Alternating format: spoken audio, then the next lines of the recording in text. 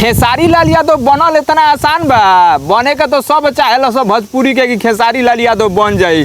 अभी देख लो तो भरत तिवारी के हत्या में हमार भाई खेसारी लाल यादव गइला तो वहाँ 2-3 लाख रुपया दिलान। अभी बंटी यादव के हमार भाई हत्या भइल बा पटना में, यहाँ अला तो खेसारी भैया हमार भाई 2-3 लाख रुपया दिलान। ओकर बाद जिम्मेवारी कलान कि हमार बा लड़का सब पढ़ावल लिखावल और जौन भी चीज़ के जरूरत बा एक बार हमारा पर्सनल नंबर ल लो आ फोन कर दियो। तो खेसारी भैया बिना जीतले इतना काम करता ना, हमारे भाई जौन विधायक के काम करे के चाहिए, हमारे भाई सरकार के काम करे के चाहिए, वो खेसारी लाल यादव करता रहा। अब बताओ सो अब जीतो रहतन खेसारी लाल यादव तो का सेवा देतन जनता के।